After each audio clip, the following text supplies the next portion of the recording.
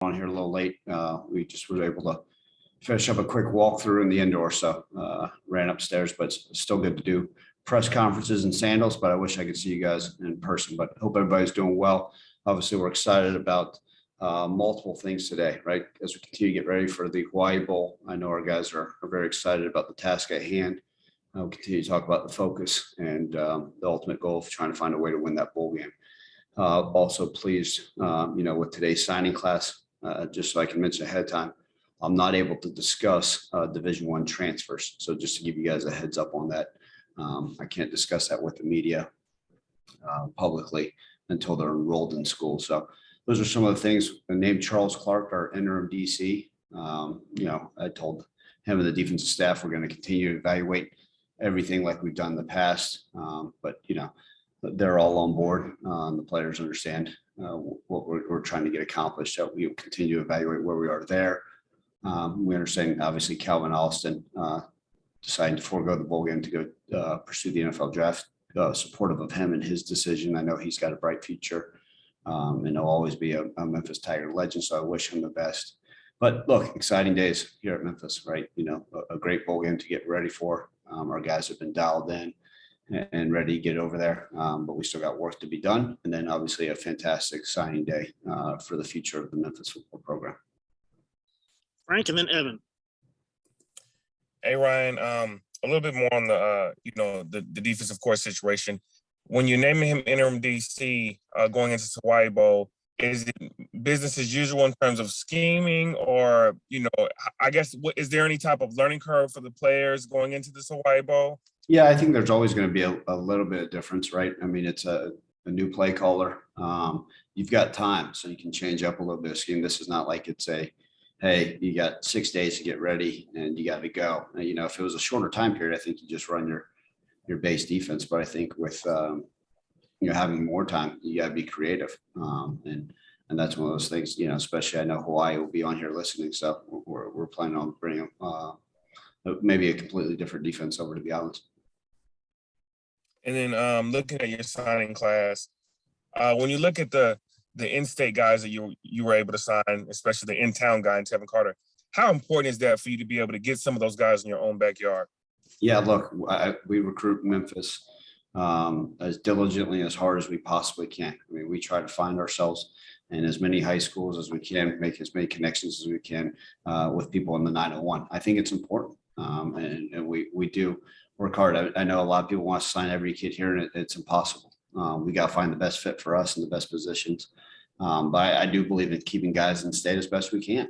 And we work hard at it. And look, we understand there's some local guys that want to go other places, but if they're the right fit for us and the right match for us, we'll try to keep them here in the 901. Obviously, Tevin Carter has a wonderful story. Excited about him. He's a young man. Obviously, the recruiting process, can't start till later on, but I've known of him, right? He's been in the news and in the papers for a long time, and excited to add him. And then the rest of the guys from our great state.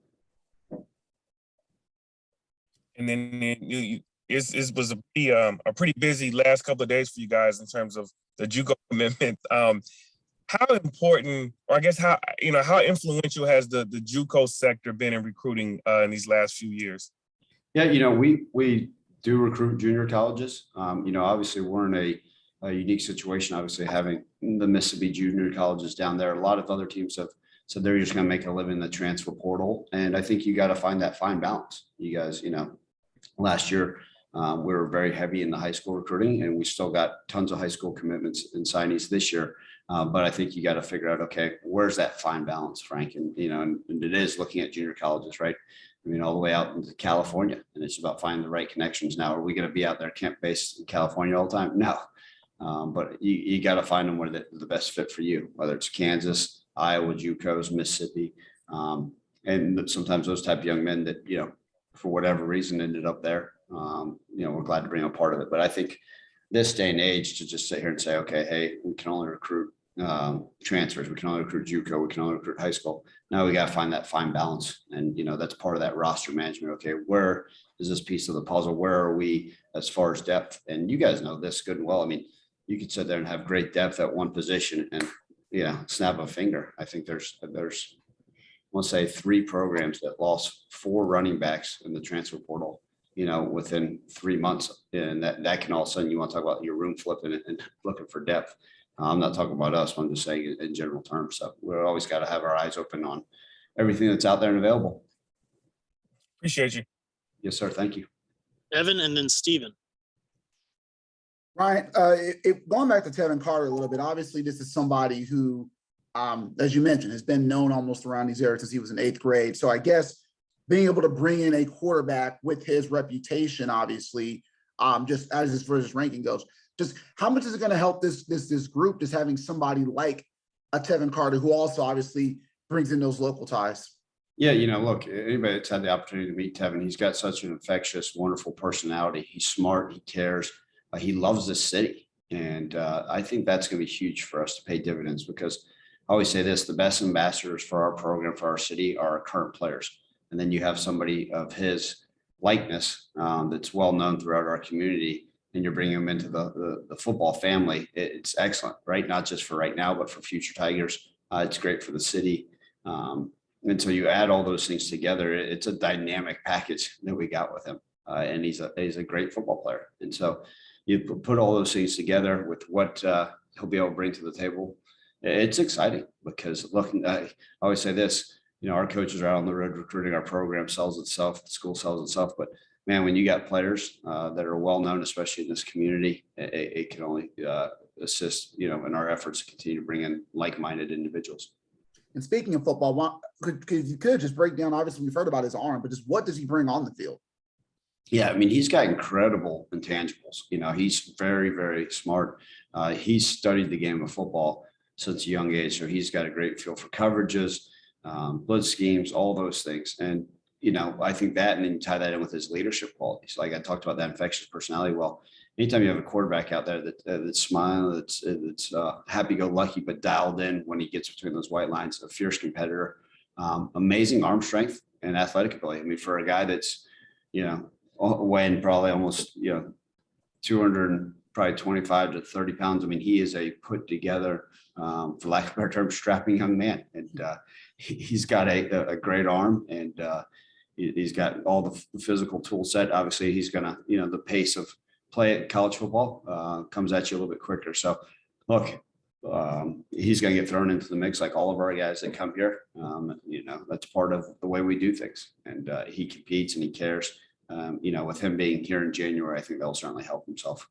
All right. And then with you guys going back to the junior college pipeline, if I recall, I don't think you guys, I know Eddie Lewis came into the spring, but if I recall, I don't think you guys signed a JUCO player last season. So just curious if you could explain more what was kind of the change in philosophy, because I know previously Memphis has found success in the JUCO ranks. You've seen that here being an assistant. So what kind of led to that change in philosophy with dipping more into the JUCO ranks with guys like Landfear and Peoples and some of these other guys? Yeah, it's twofold, right, Evan? Last year was very high school heavy in our recruiting class. As a reminder, a lot of the transfers we took last year were walk-ons, regardless of star rankings and, coming from scholarship opportunities. And so I've, with us building up a young, youthful class, we don't have a lot of young guys that played. I said, okay, now how do we fill out that middle of our roster? I think that's part of it, and it turns into it, right? We know that whether they're guys that opted out or were dismissed from the team or whatever it may have been, there was kind of a little bit of a piece missing in our roster. And so, a lot of people say, hey, let's just go live in the transfer portal and see who we can find. But I think sometimes a lot of the junior college guys that were very talented may have been neglected because people were just waiting to see who else they could grab from another program. And so that's why I say it's advantageous for us. Do we recruit junior colleges heavy out in California? My time here, Evan, I want to say maybe one or two others. I can only think of one right off the top of my head that we've gotten from California, but we've had success, obviously, the Mississippi JUCOs and some guys from Kansas.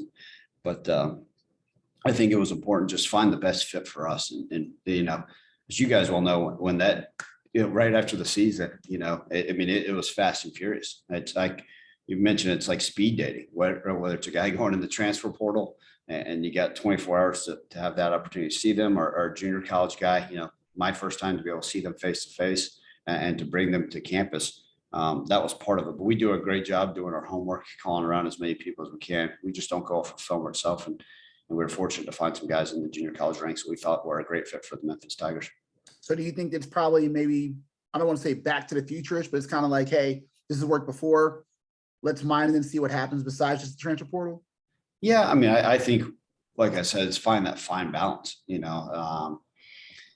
we're not done. I'll just say that we've got some more names will be coming across over time. And, you guys always know, I always keep a card up my sleeves that you guys will be pleasantly surprised here, whether it's today or in the next few weeks. But that's just the way we've worked. But let me give credit to our recruiting department. They've done a fantastic job, and our coaching staff. It takes all hands on deck this time of the year, and just proud of their efforts. But long-winded answer to your question, Evan, as I think, will we continue to recruit JUCOs? Yeah. But we also, just like every staff in the country, looking at what comes across the portal, and there's going to be quite a few high school guys. I mean, I got probably 20 calls and text messages yesterday from kids that were dropped by these, college programs. And I don't understand why teams would do that the day before signing day, but it happens. I never want to be a part of it. I can't say I'll never be that guy, but if you know that you're not going to take a guy, I think it's fair that you let them know with plenty of time. But plenty of young men out there that were without a home, that had been committed to somewhere for a long time. And, if it makes sense for us to bring them on, great. But if not, then, that's the nature of the business we're in right now. Last thing for me, obviously you mentioned Calvin. Just curious, will he be going to Hawaii with you guys? And do you expect anyone else to make a decision at this time? Yeah, so I had a good conversation with Calvin and his family. And, he's been dealing with his ankle injury all season. And, with him being able to get the Senior Bowl invite, I think if it weren't for his ankle, I think he'd be the first one to tell you, Coach, I'd be the first one on the plane and, and enjoy every bit of it and go find a way to help our team win. But I do understand, because he had been dealing with the ankle, and it had been pretty serious. And that's what I credit to him, because the kid kept battling and fighting through it and all that stuff. So he's got to get that right. And he knows that, right, for the Senior Bowl, because if he's hobbling around there, it's going to be a detriment to him. And, I'm probably one of the few college coaches that says, okay, what's best for the guy, right? And there's some of these guys, I've had conversations with our guys, no different when they just say, hey, should I go out for the draft? Well, let me give you my honest opinion. Let me give you an educated opinion. I think, Evan, it's almost like deja vu. I remember having this exact conversation a year ago. How do I find what's best interest of these guys? And with Calvin's situation, we thought it was best that he stays back here and continues to get treatment on his ankle. Those things, I told him, I said, when we get back, let's open up the facility and get you back training, whether he stays here to train or go somewhere else. I don't have those exact answers at this time. And I don't foresee anybody else. I think sometimes the Waikiki Beach is maybe enough selling point for enough guys to come on. So. All right. Thank you, Ryan. Thank you. All right, Steven and then Brian. Okay. Hey, Coach. I was just kind of wondering, how do you balance the time management part with recruiting, with getting ready for Hawaii, particularly with Hawaii having all those different changes on offense, but without the quarterback and the running back leaving, and just getting your team kind of sort of ready? What's it been like for you this past? Yes, sir. Well, Steven, since you probably don't know me, I don't sleep much, so it's been quite interesting. But it's been a whirlwind. It kind of reminds me of when I first got the job. You're just constantly doing different things, and often you find yourself, man, I wish I could just spend more time on the X's and O's, right? It's whether it's the recruiting, dealing with our own players. I'm making the effort to meet with every single one of our players on our roster, and that's not an easy task, right? If it's some are 5-minute conversations, some of them are 20, and you're trying to meet with 110 guys throughout the day, plus have practices, plus have events, plus recruiting, plus looking at other schemes, doing a multitude of things. I'm not complaining, but it's been quite busy. And I have to remind myself sometimes that the best thing that I can do for this team is find a way to get out of here at a decent hour and get some sleep so I can be energized for them. But ultimately, it's all going to come back to making sure our guys, our current players are good and taken care of, and that we're preparing them the best for a great Hawaii team. And with Hawaii, with all those changes, that's been difficult to sort of scout them with having a new quarterback, new running back, some changes in the secondary. Well, look, I think it's like a lot of teams in college football. I mean, they're probably wondering the same thing. They've seen, a guy like Calvin Austin, that is obviously a difference maker for us. So they're saying, okay, well, what are they going to do differently? How are they going to change things up? Are some of their guys going to be back from injury? And no, Evan, I won't answer that question that you're about to ask. So with that being said, I think that's where we're at. And every team's got roster turnover, right? We've had some, nobody of major note, but it's just, I think we're seeing it through college football, different guys, whether they're going to the portal, all this stuff. So looking more at schemes and stuff like that. Obviously, I know Coach Graham will do a fantastic job of getting their depth ready, whoever fills in those shoes. And there's also a balance between trying to get your guys rested, which you tried to do with rehabilitation, but also you're playing a team that tries to play with tempo, run a lot of plays, run very quickly. How do you get the legs back? How'd you balance that part out? Or Yeah, it's, so they had really right after the Tulane game, we gave them a week to study for exams, and all they did was had to get 2 lifts in and really take care of their bodies. And then last week was their exams. And so we couldn't make anything mandatory. We just encouraged them maybe to make sure they weren't sitting on the couch and actually, getting up for their exams and studying and doing those things. And then really this week's been our first week getting back after it. So it's that fine balance, right? A little bit of recovery from a long season of ups and downs, and then the preparation for Hawaii. We can't go out there unprepared and not have practice. We know that the heat may be a different deal for us, the sun, all those different factors that travel. So we still got to work, but I also want them, it's December football. Everybody's tired, and making sure that they're fresh enough. So it's finding that fine balance, and it's a constant feel for it, right? If we get out there and our guys seem exhausted and jet lagged and can't get over things, well, then maybe I got to be smarter what time we're meeting and how long we're practicing. If I feel like, hey, these guys are ready, we need to amp it up a little bit to be ready for Hawaii team, then so we'll do so. And finally, one last thing. I know every trip is a business trip, but this is Hawaii. It's going to be 80 degrees on Christmas Eve. Are they going to be able to do a lot of things and have fun and not make it as much a business trip? Or Yeah, Stephen, look, we're all excited to get out there, and we understand, what a special place it is to be able to travel to. We're all so fortunate, and we will, they'll be able to the ability to do some things. It is a business trip, but I'm also not going to be that guy that locks them in their hotel rooms and say, hey, they never got to stick their toe in the ocean. Now they'll be able to enjoy some things. We've scheduled some things. Obviously, the bowl has put on already some great things that we're looking forward to. A bowl game dinner, a luau. Hopefully we have the opportunity to go to Pearl Harbor. That's still up for question with some of the construction going on around that area. But look, our guys will be able to enjoy it, and they've deserved it, and rightfully so. We're appreciative, and everybody's been such gracious hosts, and we haven't even gotten there yet. great. Thanks again. Safe Yes, sir. travel. Thank you. Brian and then Terry. Just make sure you go to Duke's, Coach. That's a great place to eat over there. But talk about when I spoke to these kids in the recruiting class, it just seems like this class more than years past, Tevin Carter, Warren Peoples, they all talk about how hungry they are to win right now and play right now. So if you could, did you sense that as you were recruiting these kids? Yeah, I think we're in a different day and age, Brian. You've been in this industry for a while now.